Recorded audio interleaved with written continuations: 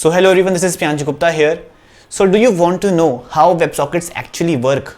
What is the difference between WebSocket and HTTP protocol? And how WebSockets are actually implemented at backend and what are its use cases? Then you are at right place.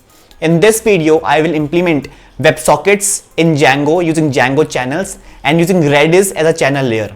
And this is not going to be a basic tutorial. In this video, I will make a chatting application and a notification system in Django using Django channels, and I will show you how Django channels are actually working, how Django channels is actually implementing WebSockets and using the concept of multi-threading, multiprocessing and asynchronous programming.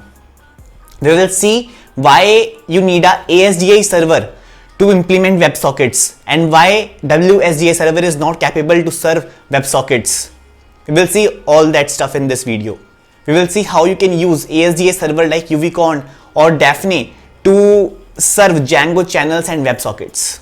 So those who are new to this channel, I want to tell you that already 6 videos have been uploaded in this course, and they are regarding multi-threading, multiprocessing, asynchronous programming, networking, what are the differences between Django and Node.js, what is WSDI, what is ASDI, about servers like Unicorn, UVCon, Daphne, and all that stuff have already been covered in this course. So you can just check out that course. I will provide a link for that playlist in the description box of this video, and also I will add in the I button of this video. So you can check out that.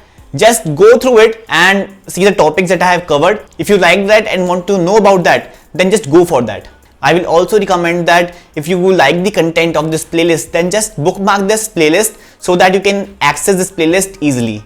Also, I would like you to press that like button, and I will recommend you to just break that like button and press that subscribe button as well, because that helps me a lot. If you have any doubts or face any issues in this playlist or in this video, then feel free to comment that in comment section box, because I am replying to people as soon as possible. So now, without wasting time, let's start the 7th video of this revolutionary course.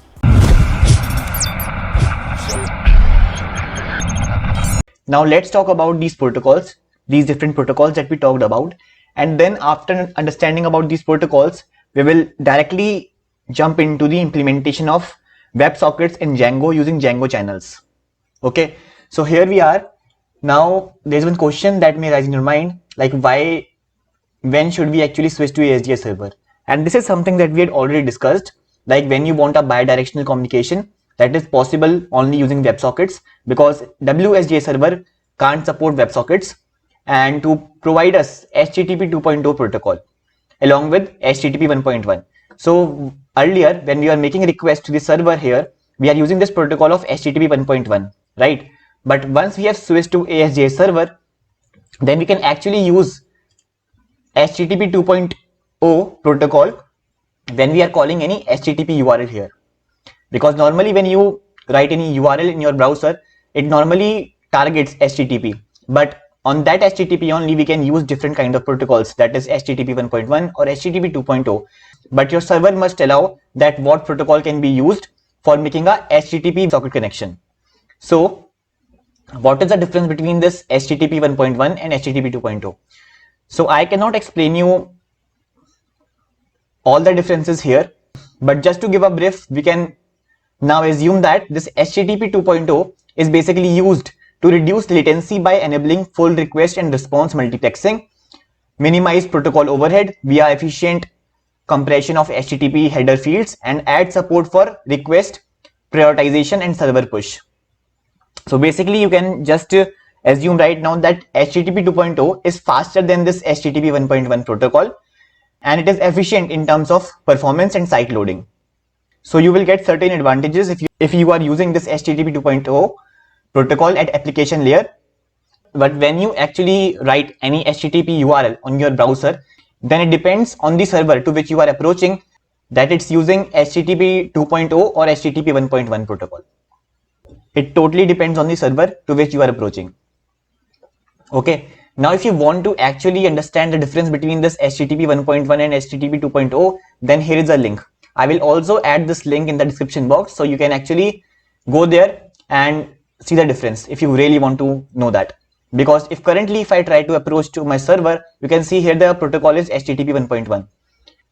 Now if you really want to enable the connection between the user and client using HTTP 2.0 protocol, then you will have to install some more libraries in Daphne so that you can actually make a socket connection using this HTTP 2.0 protocol. And one thing I want to remind you that socket connection and WebSockets are two different things. Socket connection means a simple connection between user and client. A socket means IP address, port and protocol. But this WebSocket means it's a kind of protocol, a set of rules at application layer. So socket and WebSocket are different terms. And to enable HTTP 2.0 over Daphne, I have also provided one link here. I will also add this in description box. So if I use this link, if I go to this on my browser here, so basically currently I can't enable this HTTP 2.0 protocol over my development server because this HTTP 2.0 protocol basically needs a TLS or SSL certificate, which I can't use right now, because for that I will be needing a domain. And that, so basically I can implement this HTTP 2.0 at a production level environment. Okay, you can see here it is a full documentation here in GitHub. So it demands basically a SSL certificate. As you can see here, it demands a certificate here because all current browsers only support HTTP 2.0 when using TLS. So basically you need a TLS certificate before you actually start this HTTP 2.0 protocol over Daphne server. Okay, and you need two extra libraries here that are these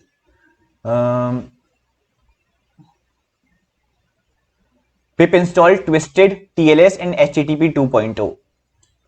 You will have to install these two, that is twisted TLS and HTTP 2. Okay, you will have to install these extras, and then you can actually implement this HTTP 2.0 protocol at application layer. Okay, and now if you want to understand the difference between this HTTP 2.0 and WebSockets, then also I have provided the link here, that is here. So basically this HTTP 2.0 will basically replace this HTTP 1.1. Okay, it will replace this, but this WebSocket and this HTTP are completely different and plays a different role. This WebSocket is basically used when we have to make a two-way, a bidirectional communication. Once the WebSocket connection is established between user and server, then the server can communicate to this user on its own without a request from the user. This is the work of this WebSocket. Okay, if you want to understand about the difference between this HTTP 2.0 and WebSocket, you can go on this link. Now there might be one question in your mind that what is special in this ASGI server that it is able to handle WebSockets and HTTP 2.0.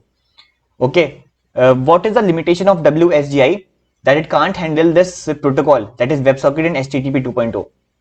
So basically I do not know the exact answer for this question because I was not able to find the exact answer for this question anywhere. But what I think is that in this ASGI server, first the server code that is used for making a socket connection, in that code there must be some changes or some add-ons so that it can actually make a socket connection over protocols such as WebSockets and HTTP 2.0. And along with this server code, we actually need something at backend which is capable of handling these requests that are coming on these protocols. Okay, and what I think is, like, suppose let's take an example here. Suppose you make a chat room. Okay, you make a chat application in which anyone can make a chat room, and in that chat room a lot of people can actually participate and start communicating. So now if someone, like if one person put a message here, hi, so that message needs to be broadcasted to every person on this chat room, right?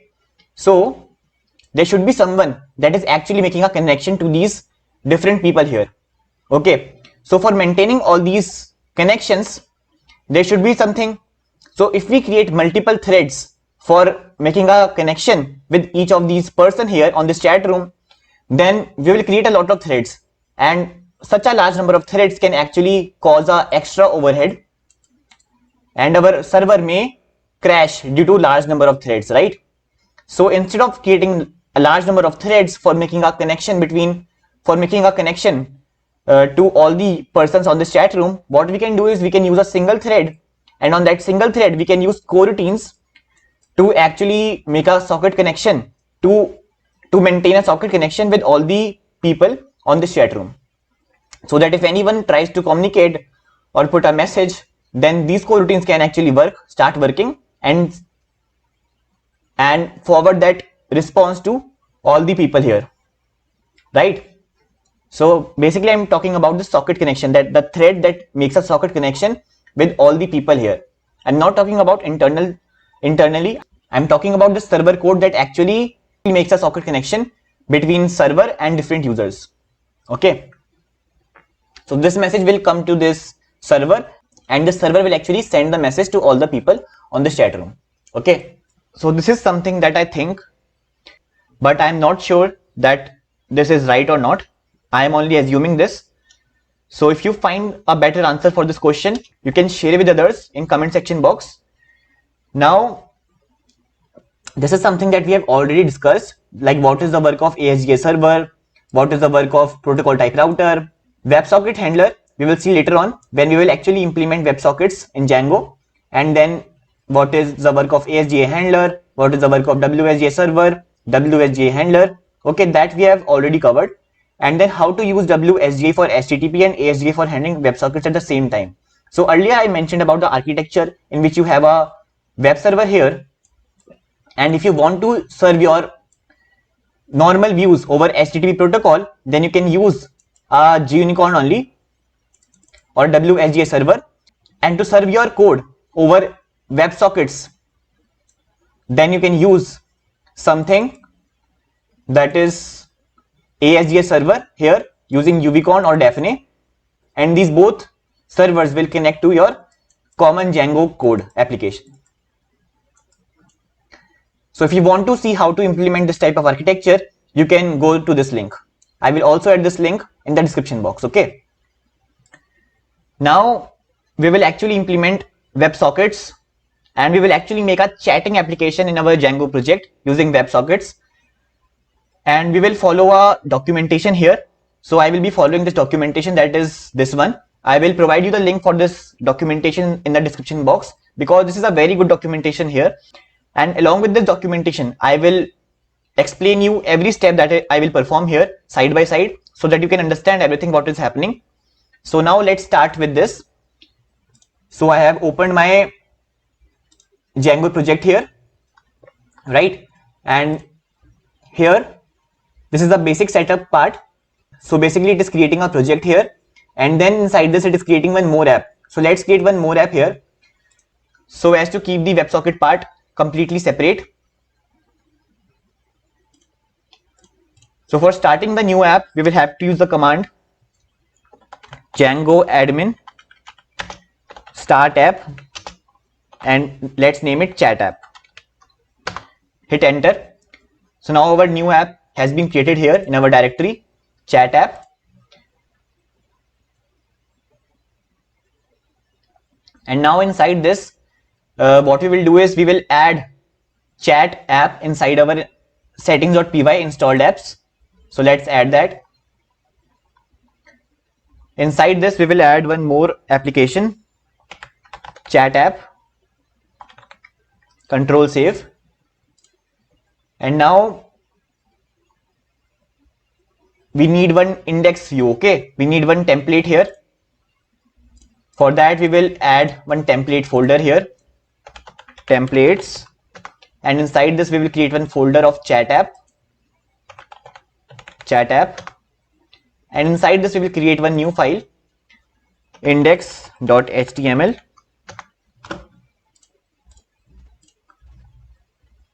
Let's copy this, because here our main focus is to understand how these WebSocket works. Okay.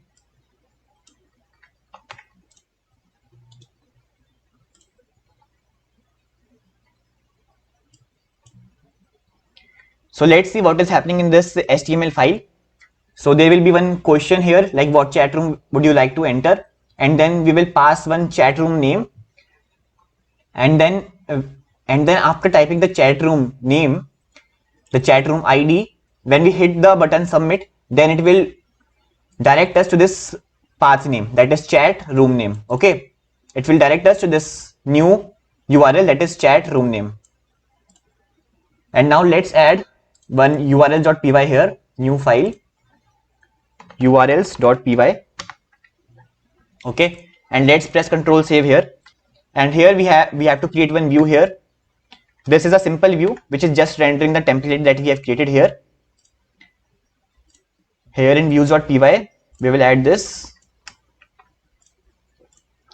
Control Save, and here we will do chat app, Control Save, and then in urls.py we will copy this. One second. Yeah, fine. Control Save, and now in projects urls.py we will add one more thing, that is this one. We have to mention the apps URL inside this. Chat include chat.urls. Then we will start the server here. Let's start the server here to see it's actually running or not. Python manage.py run server.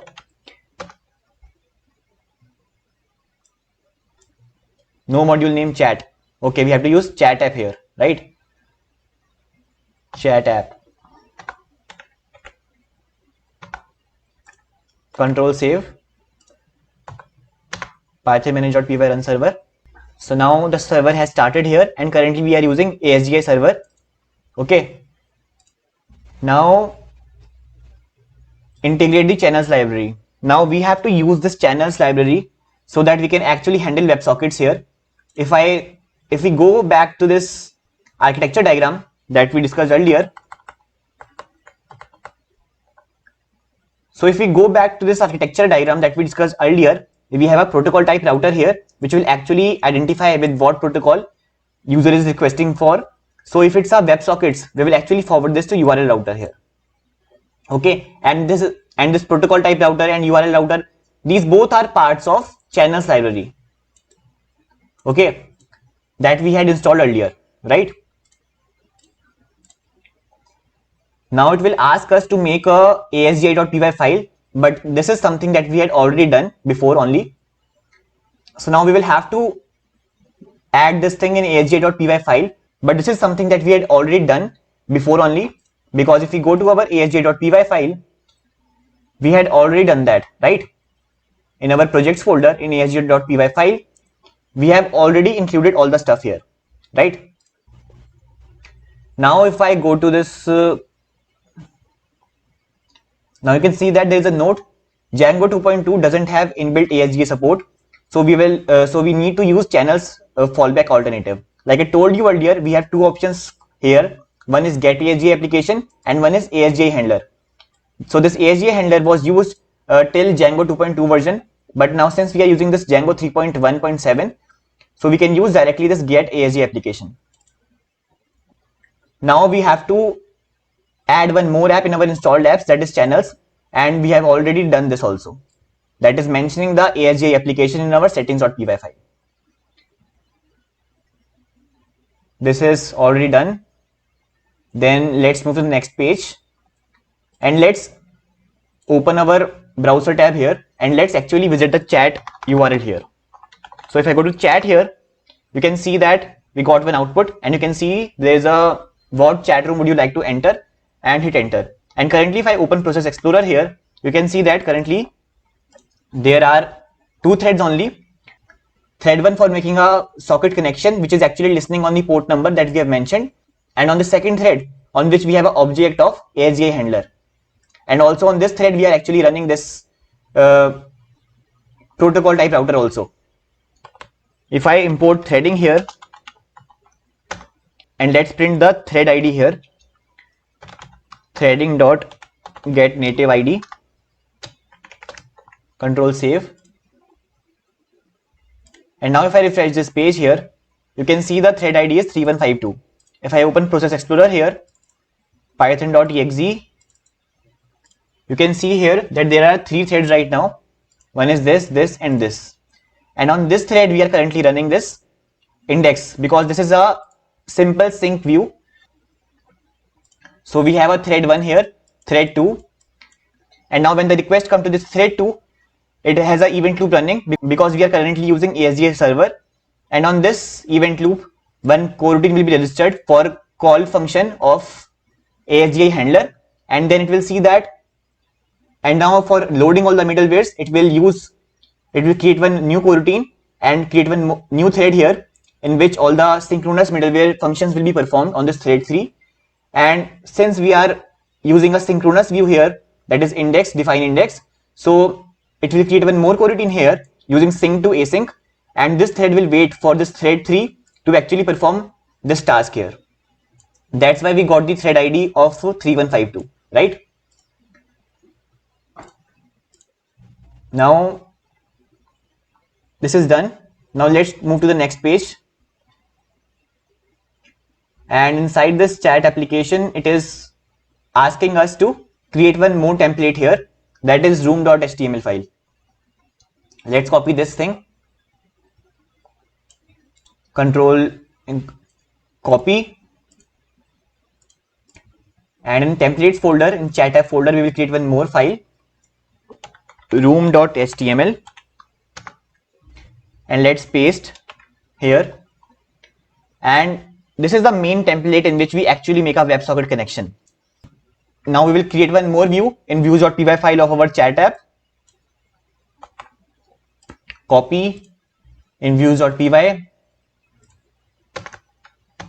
Control V, Control save, and here it is returning a template file of chat room.html in which we are passing this room name as a context data. And now we will add one more URL path in url.py, Control V, and this is a simple URL in which we are passing the chat room name. So if two users mention the same chat room name here, they will be connected to each other. Okay. So if two users write this first in this input box and hit enter, then they will be directed to the same chat room, and now they can communicate over that chat room, right? Now we will start the server again, and then if I type this, okay, let's press Control save here, and now if I type here, let's say first, now let's hit enter here. Now you can see that, okay, we have to use chat app here, Control save, and let's refresh this page. So you can see that currently we are not actually able to make a WebSocket connection. It is showing us WebSocket disconnect. Okay, we are currently not able to make a WebSocket connection here.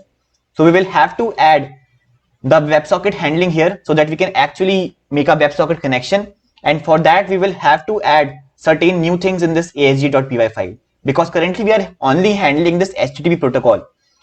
We will have to add this WebSocket also so that we can make a socket connection over this WebSocket protocol, so that we can actually handle the request coming on this WebSocket protocol in backend.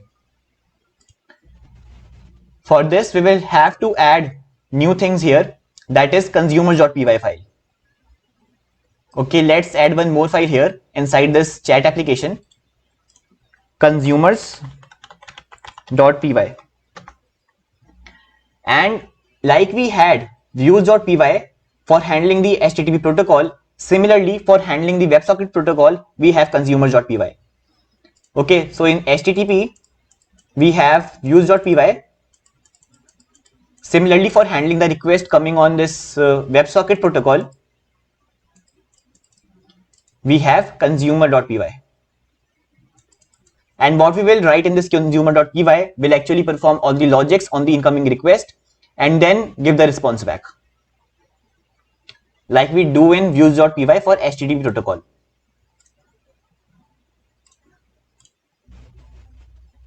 And inside this consumers.py, we will add this consumer. Control V. So we are using a simple WebSocket consumer here, like we use view, right? In views.py. Like when we make a class-based view, we inherit one view, that is view, right? Similarly, inside this consumer, we use this WebSocket consumer. We inherit this class, and then we will define some functions here. And currently we are using our synchronous functions only. Okay, so we have defined connect, which will actually connect. So inside this connect function, we will actually accept the incoming request that is coming over WebSocket protocol, and then we will actually make a connection between user and server backend. Okay. And now we have one more function, that is disconnect, but we have not defined here right now. And then receive. Okay, this receive method will also work a very major role here. Like suppose someone writes a hi message here in the chat room. Someone writes hi message to be broadcasted to everyone, right, over that chat room. Suppose here I write a hi message here. So if I press send here, this so now to actually send this message to all the people on the chat room, this receive will be called. This receive function will actually take that message and then it will send to all those people. Now if I try to hit send here, then it will not do anything, because currently we have not even made a WebSocket connection here right now.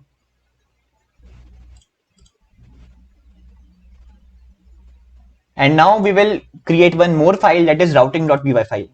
Okay, routing.py file inside this chat app. And this is similar to urls.py for HTTP protocol. So in HTTP we had urls.py.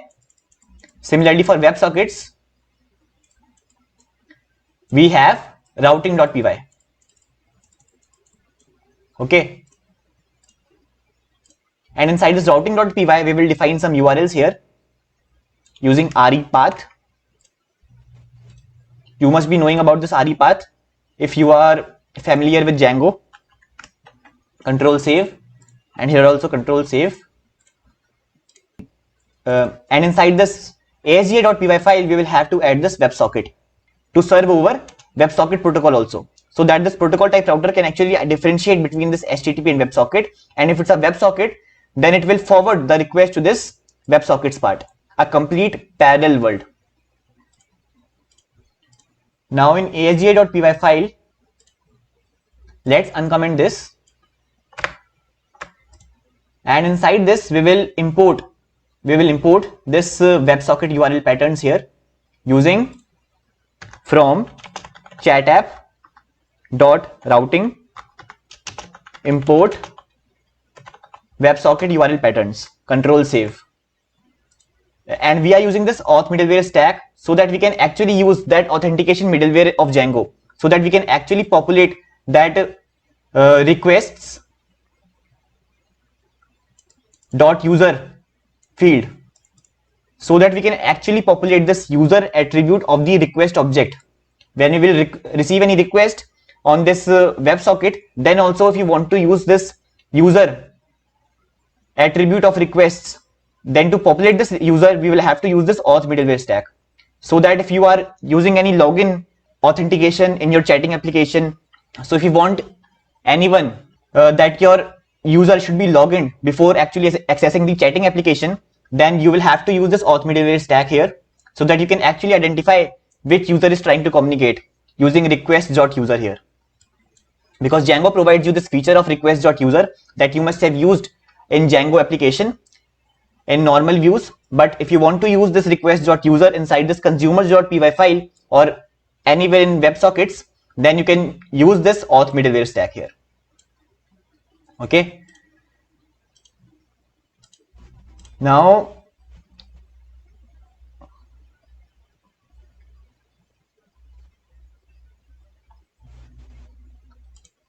we have done the basic setup here. Let's press Control Save here, and in routing.py file we have this WebSocket URL pattern. Okay, so now if I try to make a connection over here, let's refresh this, you can see that we are getting this WebSocket connect here. Okay, we are getting this WebSocket connect here. Now if I try to send a message here, let's say hi, send, you will get the message here. But now if I open one more browser here and try to access this chat room here, the same chat room on which this user one is communicating, if I try to communicate over this, then if I write here hi, then it will show here hi, but it will not show here. Okay, it will not show here. If I write hello here and I click on send here, then it will show here, but it will not show here. So basically these two users are not able to communicate right now. We made the socket connection, but there is no medium to actually broadcast the message to all the people. So what is happening right now is that in our consumers.py we have one receive method. So now let's say this is our server and these are two users, user 1 and user 2. So now if user 1 sends the message of hi here, then this receive method will take this message of hi and will show the message to this user 1, but it has no method to actually communicate this hi message to this user 2. Okay, because currently our server do not know anything about this chat room right now. Okay, there should be something in which we can actually store a chat room information. So basically currently we don't have anything here in between which can actually communicate, which can actually pass this hi message to these both users here. Okay, what we are currently doing is we when this user 1 made a socket connection over here, so we have created one object of this chat consumer here. Okay, then the object of this class, that is chat consumer, that is for user 1 only, that object call this receive method and send this message back to this user in that window, right? But currently we don't have any medium through which two different objects of this chat consumer for two different users, they cannot actually communicate between themselves right now, because we don't have a medium for that. We need a channels layer. We need a channel layer so that we can establish that communication. Okay, we will have to add this channel layer here. And here comes the role of this channel. Okay, here comes the role. So I will tell you what is this channel layer later on. Now you will have to enable a channel layer. Okay, and this channel layer basically provides the following abstractions: a channel and a group. It provides us two things, that is channel and a group. So basically what happens is, like there is a user 1 here which is trying to make a socket connection, a WebSocket connection over to our server, right? So when it creates one object of that WebSocket consumer here that we have defined inside this server here, then this channel layer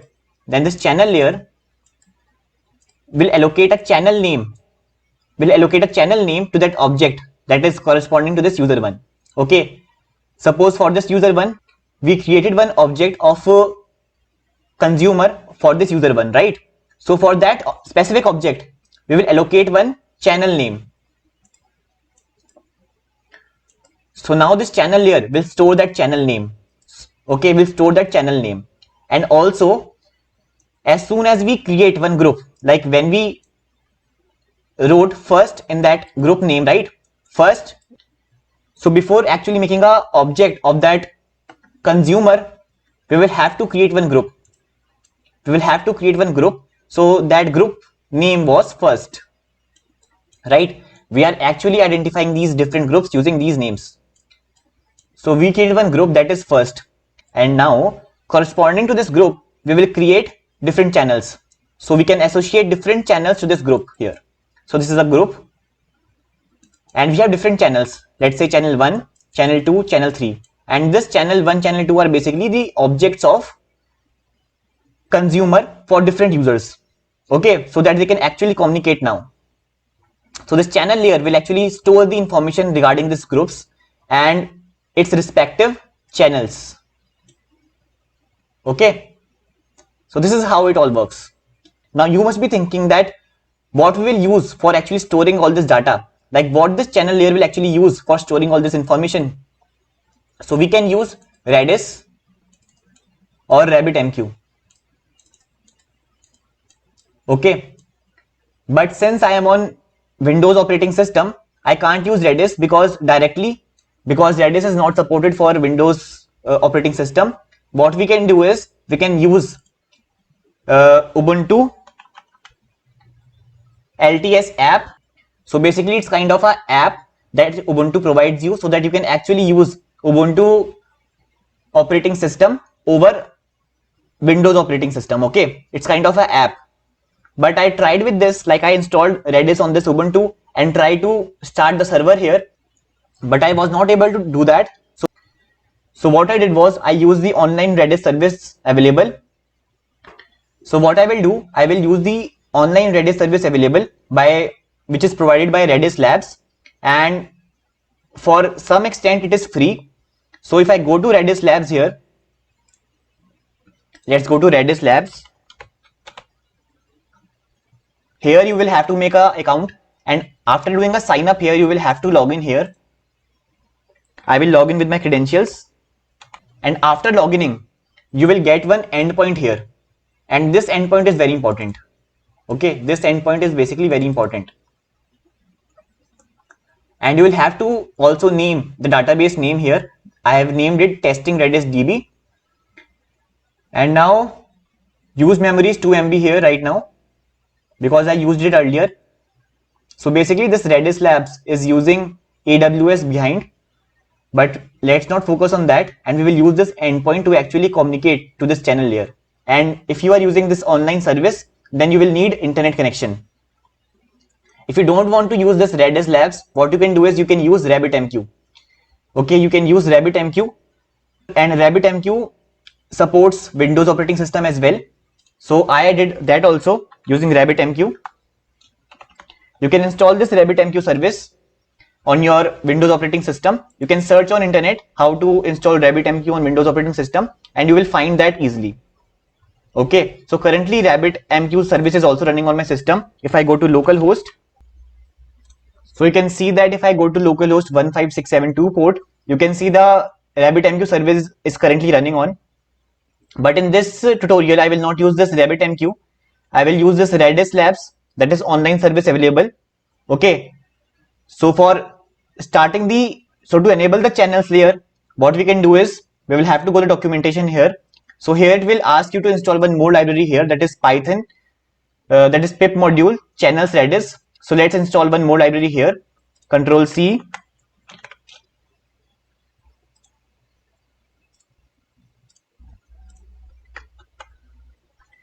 Pip install channels.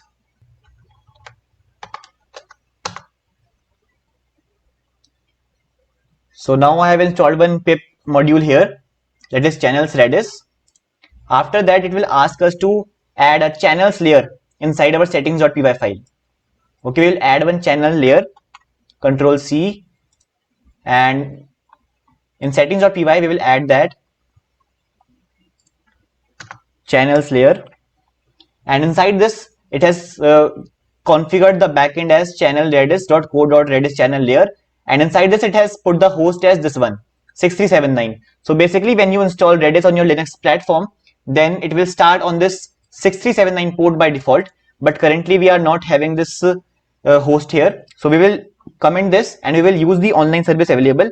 So we will mention the path of that host in this config. Okay, and here, so I will add here this thing.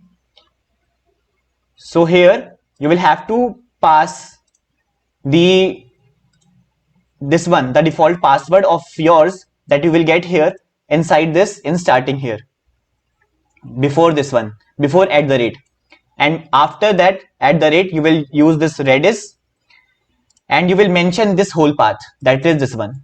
Okay, this is the syntax for mentioning the host for accessing this online Redis service available. Okay, and with this we can use the channels Redis layer. Control save, and now in documentation we have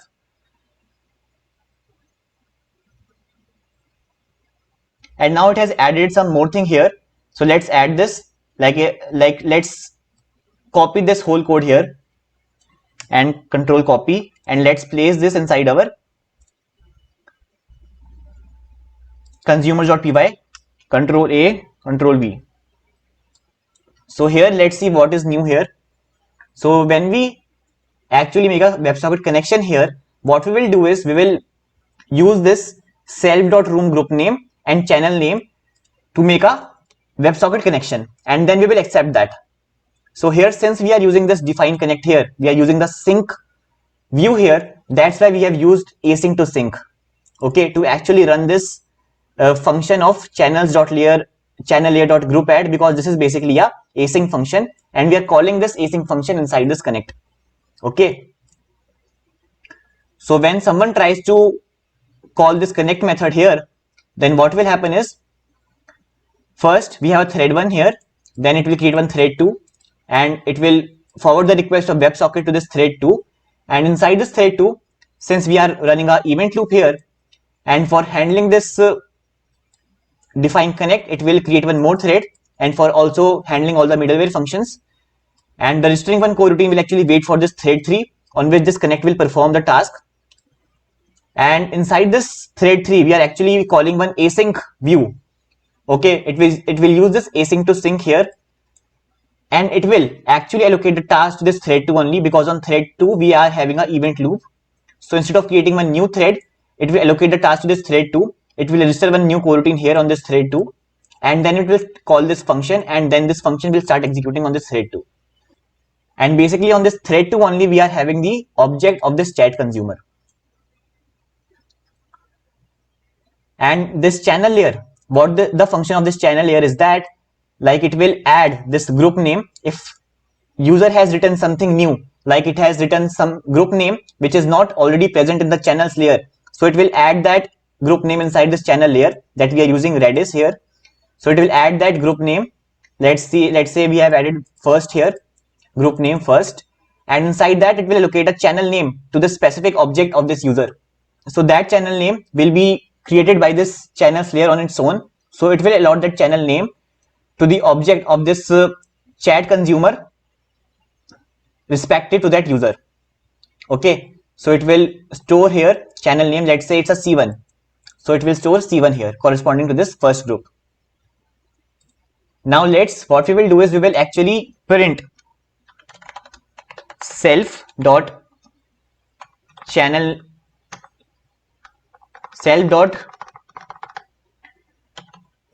group name, and we will also print self.channel name, so that we can know what is the group name and channel name that has been stored in the Redis. Sorry, let's start the server here using python manage.py run server here. Okay, we forgot to add a colon here. Control save.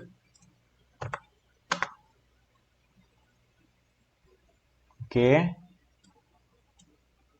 we have to put a comma here.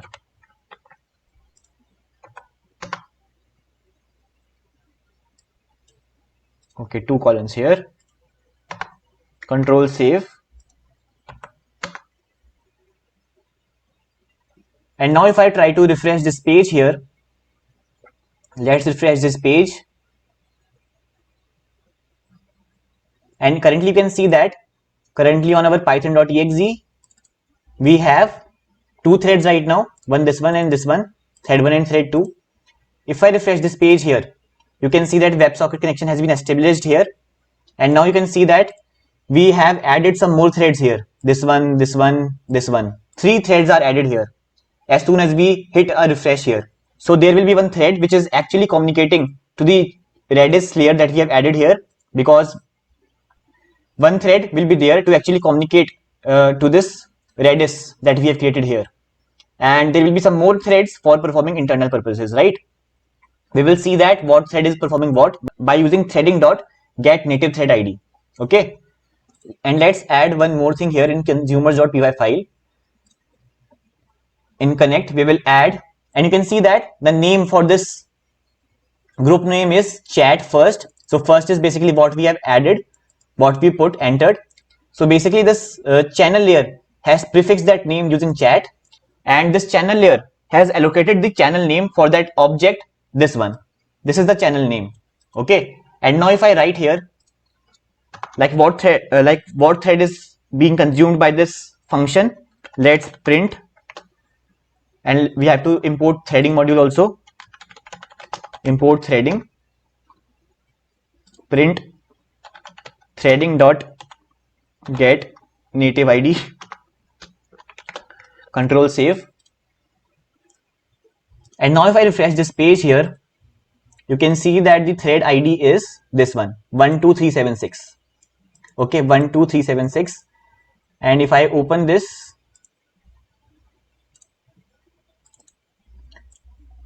you can see that thread id is this one, 12376. If I open one more URL, let's say chat only, because this is a simple HTTP URL here. So let's see, we are using 12376 only. Okay, so this thread ID is basically the thread ID of thread 3 that we normally create for performing synchronous operations here. Okay, so now we have around 1 2 3 4 5, we have 5 threads. Okay, 5 threads we have. One is a main thread for making a socket connection, one thread which actually holds the objects for ASGI handler and for WebSockets and for storing the objects of these consumers. Then we have one more thread, that is 12376. This is a thread for performing the synchronous operations. And then when we have one more thread for communicating to Redis, and then there is one more thread, I don't know that what this thread is for, so let's not focus right now. It may be some internal thread for performing some more operations. And now if I go to this, and now if I try to communicate, if I let's open 2 different browsers here and try to communicate here. Now if I refresh this page here, now let's put a hi here, and now let's hit send here. And now let's see if we are actually getting the message over here or not. And we are getting here. Now if I write hello here, hit enter, and now you can see that 2 different users are able to communicate with each other. And you have to open 2 different browsers. If you try to communicate using 2 different tabs of same browser, then it will not work. Okay, you will have to use 2 different browsers to replicate 2 different users. So now they are actually able to communicate. So actually what is happening is, as soon as I type a message here and hit send button, then this user will send one request to the backend. And now what will happen is the channels layer will see that the user that is trying to communicate to the server, its channel name is this thing. Basically it has stored that information inside this channels layer. So basically this channels layer has stored that information, so it will see that the channel name allocated to that user was this thing, let's say C1, and this C1 is associated to the group first, chat first, right? Chat first.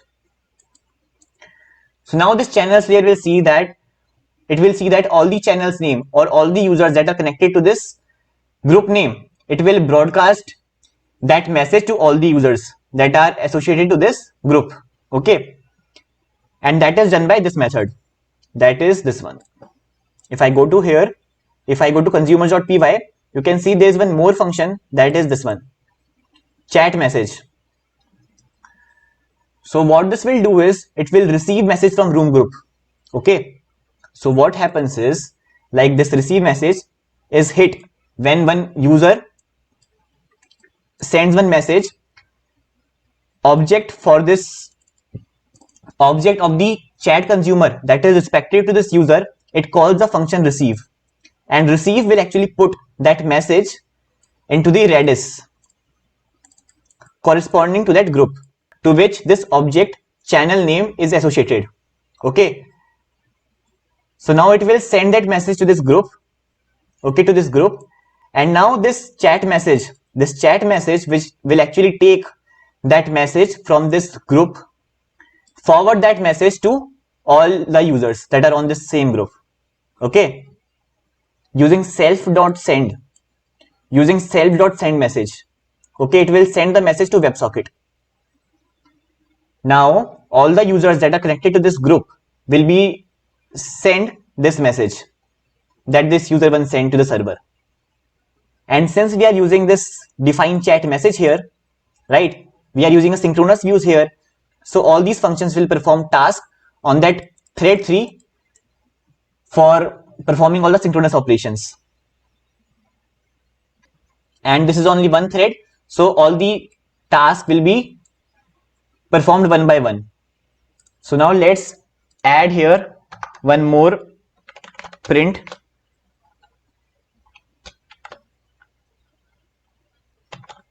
WebSocket str threading dot get native thread id, control save. And now let's make two WebSocket connection here. Let's refresh here. And currently, since we are not storing these messages persistently on the channels there or in database, or what we can do is we can store these messages in database directly so that they can be used further. But currently, since we are using on this Redis directly, it will only store the information regarding group name and channel name. Its function is to store the details regarding this only. So as soon as we refresh the browsers here, we cannot see any message here because we are not storing those messages persistently, right? And now let's enter a message here. Let's say, hi, how are you? Send. And you can see that this function, that is chat message, is called 2 times. Okay, it is called 2 times. And why it is called 2 times? Because this chat message will be called by the objects of chat consumer of both users, user 1 and user 2 also, right? Because what we are doing here is that whenever someone tries to send a message here, it will be captured here inside this receive. And let's add one more print here, print receive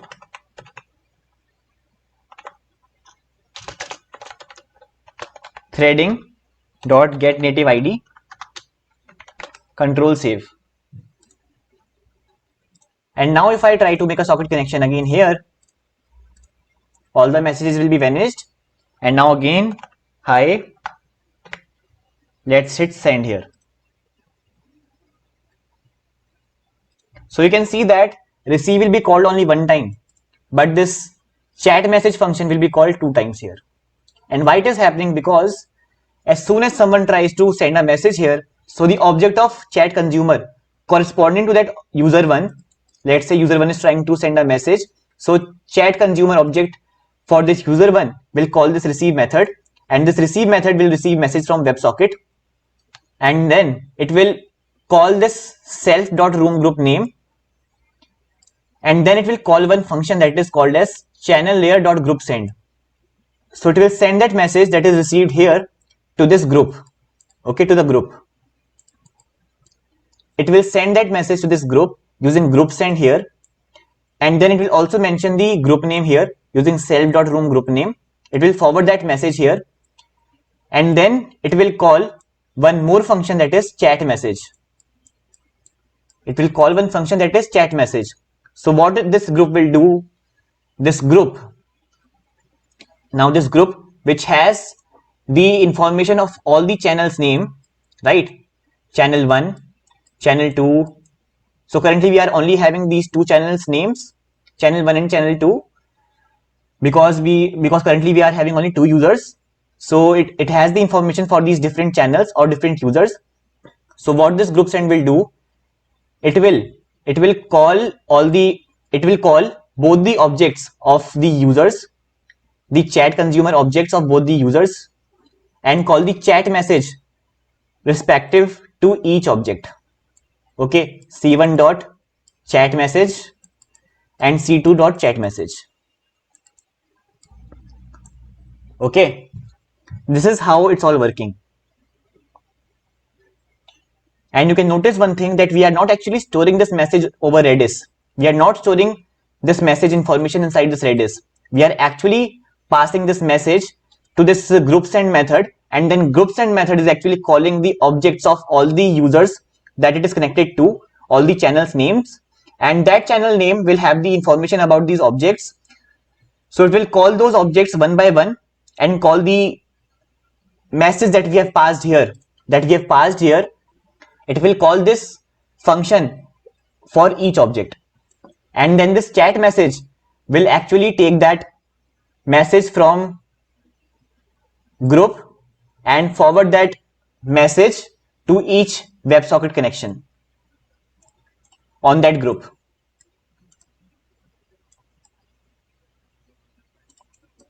So this is how it's all working here.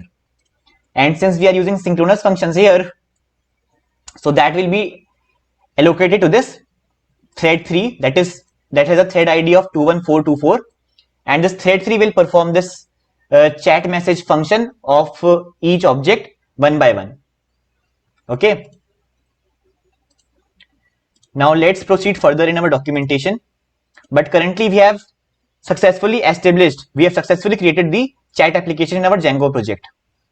Okay, now there are some more functions that you can use in your scenario. Okay, and now let's press the next button here. And one thing that I also want to tell you is that you can use this channel layer.group send method from anywhere on your Django project. Now let's rewrite our consumers in a asynchronous manner. We can also convert these functions that we have defined in our consumers so that we can allocate this task to this thread 2 only, on which we are running our event loop. And now these functions will be registered as a coroutine on this event loop and will start executing. And now we will not allocate the task to this thread 3. Okay, because it may happen that if you allocate the task to this thread 3 and if you perform any IO based operation inside this thread 3, then some other requests are coming on our server, and now some more requests are coming here. Now let's say it's a HTTP request. So now to run its middlewares, or if it's or corresponding to this request we have a synchronous view, so that require thread 3 to actually execute this task.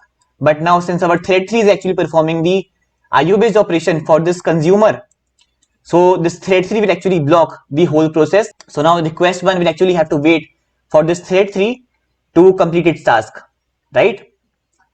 So we do not want this. If it's performing a IO based operation, then our server should be able to handle this request so as to use the resources efficiently. If it's performing a simple CPU intensive task, then it's not required, because in Python we know that at a single time we can only run a single CPU intensive task at a single time if we have only one process, right? So if it's performing a CPU intensive task, then there is no issue at all. But if it's a IO based operation, then it's better to allot a task to this thread 2 as a coroutine, so that if other requests come, then its middlewares can execute on this thread 3, right? Let's copy this thing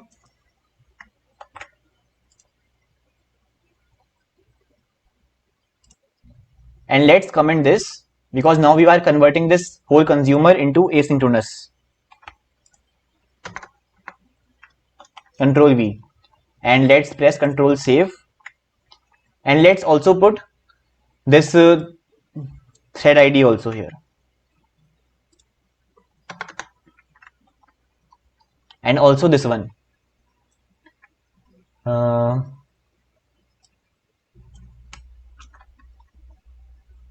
Inside this connect method. Control Save. Okay, we will have to import this async WebSocket consumer here using this async WebSocket consumer. Control Save. And now if I make two WebSocket connection from two different browsers, and now if I type message hi and hit send,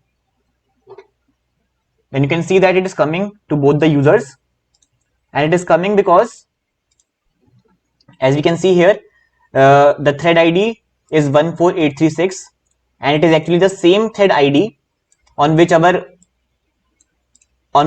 we are running our event loop. So you can see that call function thread, that is 14836, and on that same thread we are running this connect method, so it is 14836, and we are also calling this function of this one, that is chat message. So that's why we are getting the same thread ID here, 14836. So now we have also added the async functionality to our consumer. Now let's see what is next here. Let's hit next. Now it is automatic testing here. So now it's of no use right now. So basically they are using Selenium to perform some testing here, but now we are not focusing on testing here, so let's not focus that. Now I want to show you certain more things here. Like suppose you want to create a notification system. Okay, now if you want to create a notification system, then how you can do that? Okay, how you can actually make a notification system so that your server can actually notify users on its own. Like suppose you are creating an e-commerce website, and on that e-commerce website your company owner, your website managers want to send a notification to all the users that are currently connected to our server, right? It wants to send the notification to all the users here. So how will we do that? So for that, what we can do is we can use this method, that is channel layer.groupSend, because this function is very important. This function will send the message to all the users that are connected through WebSocket on our server, right? You can use this function here. So for that, what we can do is we can create one more file here. We can write one management command so that we can call that management function from anywhere. So for creating a management command, which you can call using Python manage.py and your command name, like we call run server method using management command, in a similar manner you can call that notify method so as to send that notification message to all people that are connected to our server right now through WebSockets. So you can do that by creating one more folder here in our chat application. Let's create one more folder and let's name it management. And inside this management folder, you will create one more file, that is notify.py. And inside this notify.py, you can use that group send message here to actually send the message to all the users that are connected to our system. Okay. So to write a custom management command, you will have to follow this. I have copied this code here. And inside this, what I'm doing is I'm using this async to sync wrapper to call this channel layer.group send message. And I am basically calling this group name. Let's name it first, because we are currently using first as a group name. And now we are actually calling this chat message, and then we are passing this message here as a notification. Okay, we are sending a message of notification here. So let's press Ctrl save here. And now to run this command, we will have to use Python manage.py notify. And also inside this management, you will have to create one more folder here, commands. And you will have to place this notify.py file inside this command folder. Move. And now if I press Python manage.py notify, then it will execute. Okay, we are actually running this command. But to actually receive the notification here, what we will have to do is we will have to start the server on our new PowerShell. Okay, we will use another PowerShell here, second PowerShell. And now on this PowerShell, let's start our server. Python manage.py run server. And now we have started our ASGS server here. And now let's connect two users here. Let's refresh this page. and let's refresh this page. And if I send a message here, let's say hi, then we can see that message is coming. So our WebSocket is working right now. Okay. Now, if I switch back to this old PowerShell here and write here python manage.py notify and hit enter here, then you can see that we will receive a notification message here, right? It is coming here. We are receiving a notification message here. So all the people that are connected to this group, that is chat first, will receive this message of notification. So this is how we can actually create a management command for sending the notification to all the users. And now what you can do is you can hit this command. You can call this management command from a Celery worker also. If you are using a background worker, Celery, then using that Celery, you can hit this management command from anywhere, right? Or you can directly call this channel layer.group send inside the Celery also. Or what you can do is you can even call this channel layer.group send inside any view that we have inside our views.py file as well. Like suppose we have one view here in our advanced Django app in our views.py file. Let's add this inside this one. In index, we will add one async to sync. And if you are calling this inside a async define index, then there is no need to call using async to sync. You can directly call this function, that is channel layer.group send here. Then there is no need to call this async to sync here. Okay, and you can directly call this chat message function here. Control save. And now we have our server running on this second shell, right? And now if I call this index function from, and now we have to refresh this page here. Let's refresh here and also refresh here. And now if I try to access this endpoint of index here from another tab, channel layer is not defined. Okay, we will have to import this. We will have to import this channel layer.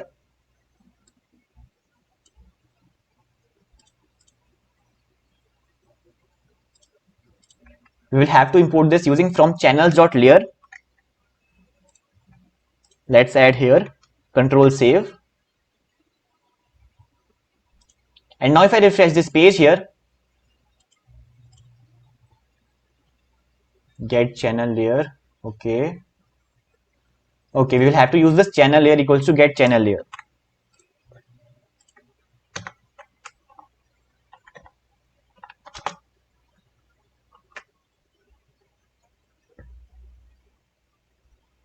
We will have to use await here. So if you are calling this coroutine, you will have to use await or loop.create task, right? Because this is a async function. This group send function is basically a async function. So you will have to use await or loop.create task to call this coroutine function, right? So now if I refresh this page here, let's refresh, and now let's refresh this page here. And now you can see the message has come here, that is notification. Okay, now message is coming. So now our WebSocket is working absolutely fine. And now we have also understood about synchronous and asynchronous consumers. Okay, now let's comment this because it's of no use here right now.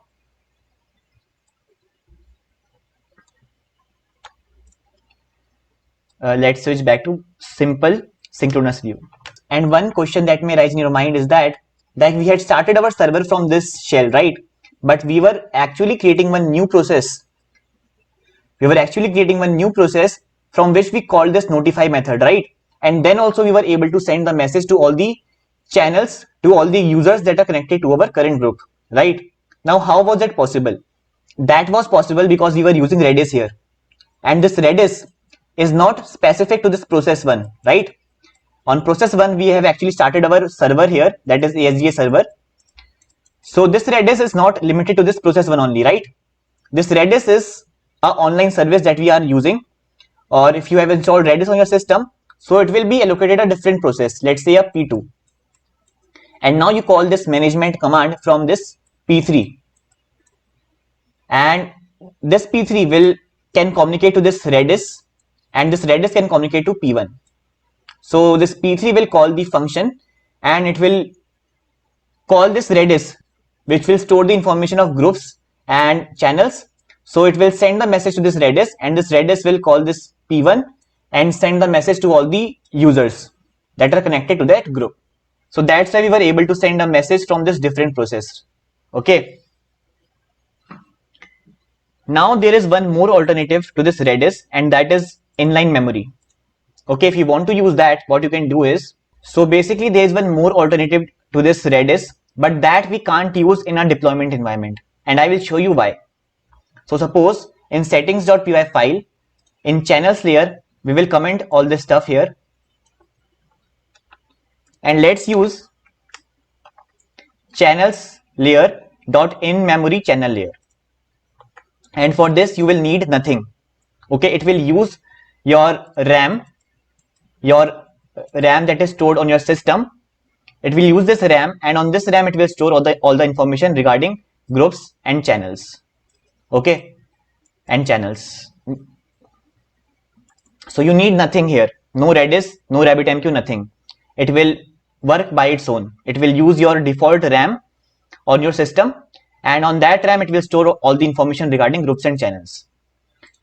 So now if I use this in memory channel layer and again start the server here that is running here, and now if I try to make a socket connection here, then it will work. Okay, it will work normally. Now if I send a hi message here and hit send here, then you will get a message here, right?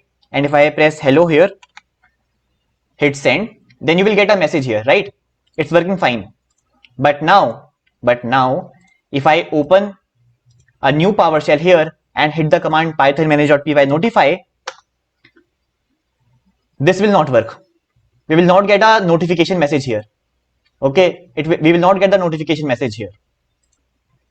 So this in-memory channel layer will store all the information in RAM. Okay, but now only P1, the process on which we are starting our server, only this process has access to this memory. Okay, only this process can access this memory, and no other processes can access to this memory. So that's why we were not able to send the notification message from a different process. So now if P2, on this process, if we are calling this method that is python manage.py notify, it will create one new memory in RAM for this channels, and inside this channels we don't have any information regarding groups and channels because that was stored inside this. So this will see that currently I am not having any information, so it will not forward that information to any user. Okay, that is why it is not able to send the message of notification to any users on our group. And let's take one more case here. Let's start UVCon 4 workers. Okay, let's start 4 UVCon servers, and let's use this in memory channel layer, and let's hit enter here. Okay, sorry. Now press Ctrl C here, and now let's close this PowerShell, and on this PowerShell let's start 4 workers of our UVCon. Let's hit enter here, and now there are 4 workers here. And now if I make a socket connection here from 2 different browsers here using WebSockets, let's refresh this page and refresh this page.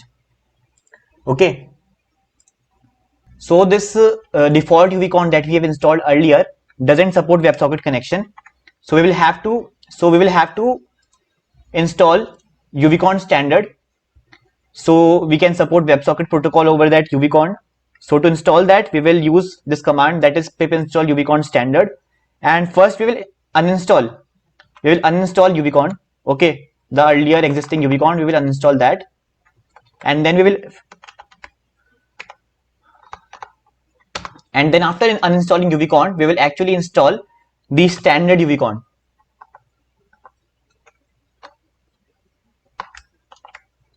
Let's hit enter here, and now this supports WebSockets as well. As you can see here, there is one more module, WebSockets. So now if I start 4 workers here of UVCon, and now I will open 2 different browsers here. So let's refresh this page, and now it has successfully made the WebSocket connection, on thread 10468, and let's also create one more WebSocket connection from this browser. And now you can see that two WebSocket connections have been established here, one on 16192 thread and one on 10468 thread. But these two threads are on different processes, right? Now if I send a message of hi here and let's hit enter here, now you can see that message is coming here, but here we can't see that message. If I refresh this again and refresh this again and write some message here, then I'm getting a message here, but you can see that I'm not getting a message here. If I write a message here, hit enter, you can see that message is coming here, but it is not receiving here. And that is because we are using this in-memory channel layer. And this in-memory channel layer, it will allocate a specific location in RAM respective to each process. So if process 1 is calling, when it's making a WebSocket connection, it will allocate some memory inside this RAM. And when this P2 will make a WebSocket connection, it will store all the information regarding groups and channels inside another location in RAM. So these memories are limited to each process. So these two different processes cannot actually communicate. So now we need something in backend that is common to these processes. So we can use Redis here. Okay, we can use Redis here.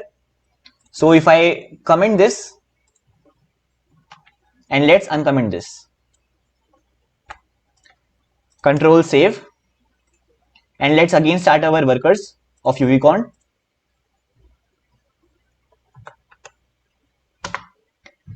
And let's hit enter here. And now let's again make a WebSocket connection here from two different browsers. And now if I hit send here, hi, actually it is slow because I am currently using online Redis service. So it depends on my internet speed also. So you can see here, I am able to communicate between two different users here.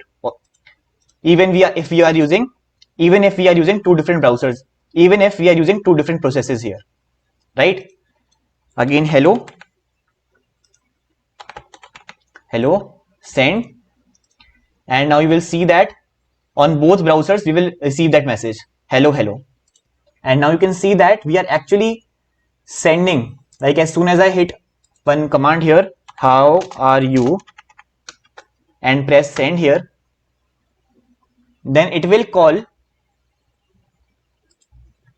two functions here. Okay, two functions here.